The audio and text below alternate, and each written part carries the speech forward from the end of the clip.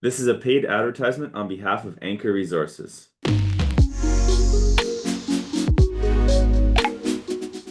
What's going on, guys? This is Aaron from Departures Capital. We're here with Delayne Weeks, CEO of ANKOR Resources. Pleasure to have you on today, Delayne. How are you doing? Thanks so much, Aaron. It's a pleasure.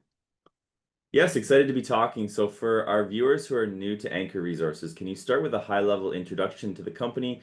What is the vision and what makes this story different from other exploration companies in the market today? ANKOR Resources has been active in Cambodia for 15 years. Our vision is to prove oil and gas in Cambodia because essentially they've been importing 100% of their hydrocarbon energy. As well, we are developing and advancing towards establishing their first copper porphyry system that would be a commercial copper mine. And we have multiple gold prospects as well. So we hold a 30-year fully permitted licensing on the onshore oil. That's a very unique position because it means we can accelerate through exploration. We can move right through exploration, development, production, and then there are renewals tacked onto that. As well, we have set up very strong ESG, community development, social development, and environmental protection right across the country. We've been recognized at the United Nations and have spoken there to other developing nations on exactly that platform, how we do that in natural resources. So ultimately, we're looking to open up the energy channels, but do it with all the best practices from across the globe. So Cambodia comes out of the gate with the best practices, and they jump over 150 years of development that other nations have gone through to make it better, cleaner, etc. So our vision is to change that country in a positive manner and be a part of leading additional skill set training, employment opportunities, and economic development.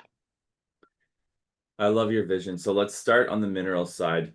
You have a meaningful land package in Cambodia with copper and gold potential. Can you walk us through your key licenses, historic work, and what excites you most about the upside on those projects? So that's where we started 15 years ago, was we now hold 2 licenses. Andong Bor is a copper gold porphyry. We've already had historic drilling done on it that proves it to be a 0.53 copper equivalent. Now, because copper is a much lower concentration, it requires a lot of drilling. So our goal on that is to drill further or bring in a partner that wants to drill significantly more to prove that and take it up from a 0.53 copper equivalent to something closer to 1%. And expand the size of it. So right now that license is 100 square kilometers, 2 major prospects on it, and we'll be working through that in the dry season. Our second license, Andong Mia, has copper gold porphyry on it with Canada Wall and Gossan Hills. And on the other side of the river that runs through that license, we have Wild Boar Prospect. Near surface, 3 square kilometers of surface and grab samples, multiple surface and grab samples for gold, up to 70 grams per ton. So looking to drill that too in coming in the dry season to prove that out towards, see if it's an epithermal vein system below it. So those are the 2 copper and gold licenses that we're working on at this time. And ultimately, we will look at bringing in some strategic partners that can advance that forward quickly with us. Very exciting. So now on to what I think is truly transformational, your onshore oil project. So Cambodia has never drilled onshore for oil before. Can you explain the significance of this, both for ANKOR and for the country? Sure. Aaron, ultimately, look, you think about this, we all need energy. And whether we like it or not, oil and gas still powers 80% of the world's energy. So here's a country that's spending billions importing this, and they're standing on their own resource. They just don't know it. So we've undertaken the task to say we're going to prove it and have put years of science behind this. But essentially 2025, we started in March and said we are actively going after this. When we drill and prove that, which will be in 2026, it will change the country. And we know this based on other nations that didn't have production and then did. So the have-nots become the haves. Massive amounts of employment, good paying jobs, improved skill set, a whole variety of secondary businesses that develop around that. And so you have the entire gross domestic product of the country improves as well. You think about it, if we find 15 years in Cambodia, if mom and dad have work, what do? They send their kids to school. They don't pull them out to work in the fields with them or anything else. They send them to school. So now we're talking about, okay, major employment, major uptake in the economy, improved education, right from kids up to post-secondary, and improved healthcare. So it's a win-win across the board for the country. We're also, like I said before, we're taking the best practices from across the globe. So they come out of the gate with really good practices, cleaner, greener, lower carbon footprint, how to do this better. Now for the company, gee, we're about a 50 million Canadian market cap or 50, 60 million market cap. If we prove just one of these holes with a recoverable 25 million barrels, by the time we discount everything right down to where a professional evaluation would put it, it's $350 million US. That single hole is enough to be a 10 times. But more importantly, we've proven what many others have said, there's no oil and gas in Cambodia. It's seeping out of the ground. We know, we've tested it. There is oil and gas there. We just need to go find the commercial quantities and the source of that. So that's what our seismic was all about that we recently finished. So a lot of people watching may be newer to the energy sector. Can you explain in simple terms how onshore oil exploration and drilling works, from identifying a target zone to drilling, testing, and ultimately production if successful? Sure. So, I mean, there's a whole lot of science that goes into from magnetics but seismic is our first key. And it of course sends down signals. They're really signals into the ground at various depths, and how that bounces back and is recorded tells us when there's a change underground called an unconformity. When you start to get unconformities, it tells you a story about what's underground. So what's happened here, and it was better than we had hoped. We ran 350 line kilometers of 2D seismic. We finished the end of September. It takes several months to process and interpret that. But the bottom line is we have a number of subbasins. The first subbasin came back, and honestly, our geoscientists called it a thing of beauty, which I went, well, okay, what does that mean? I'm not a scientist. I'm a business person. Thing of beauty says you look for three things.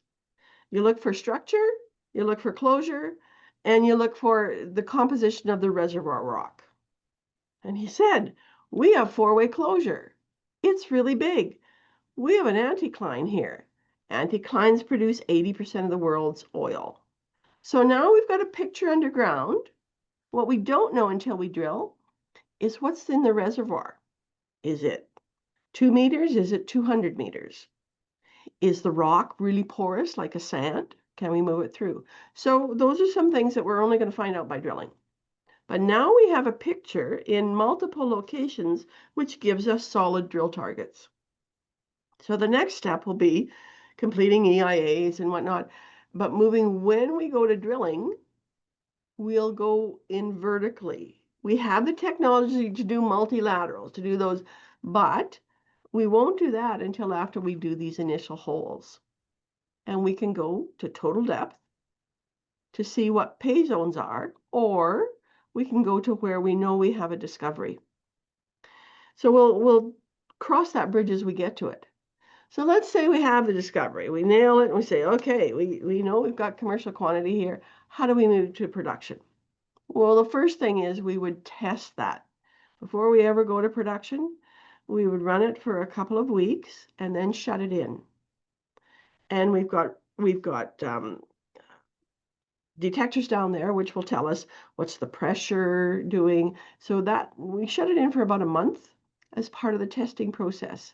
That gives us all the parameters of that reservoir. So that then helps define what we're going to put in place for production. In other words, if we're going to have 2,000 barrels a day or 200 barrels a day, that changes what we're doing on the surface with storage tanks, environmental containment, etc. So once we do the drilling, we can then define what do we need to put in place to move it towards production. Great. So on to drilling. You've outlined your plans for 2026. What are the major steps between now and drilling, and what key milestones should investors look out for as you advance towards the first onshore well, hopefully? Well, ultimately, we need to finish our seismic interpretation first. That gives us a really nice package. And that package will be used to determine, then we do environmental impacts on every target zone. So that's going to take several months, and approval from the Ministry of Environment will be part of that. So we should look to April, May to have those approvals done and that complete. Engineering on the actual drill targets will take 3 to 6 months. So that's going to be, we do that concurrently. We're looking at June, July, and that'll be complete.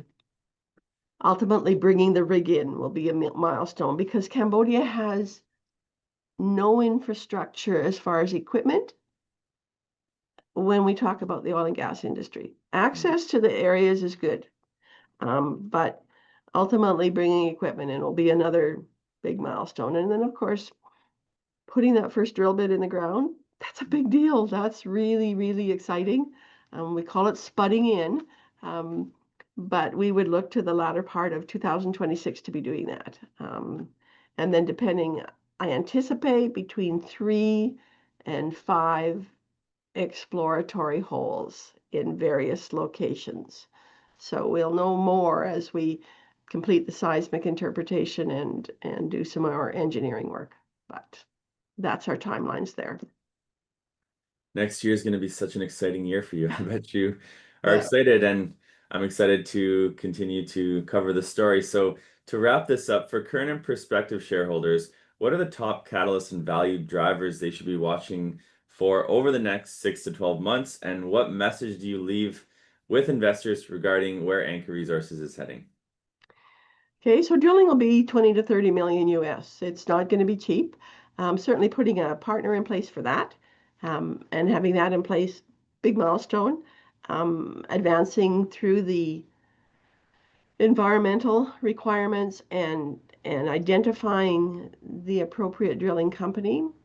Um, and ultimately, we have some production, oil and gas production in Canada that we're looking to consider expanding as well to gives us ongoing revenue streams, so we don't have to raise money or find ourselves vulnerable in the market, and it helps cover our operating costs. But the big milestones are certainly connected to Cambodia's energy sector, and you can imagine, Aaron. I mean, walk this out. You don't have any of your own country's energy source. You're spending billions importing that. And we can change that. And we can change it quickly. This isn't a 10-year thing. We're going to change it. We're going to change it in 2026. We're going to look at, okay, let's move to production in 2027. It's chung, chung, chung.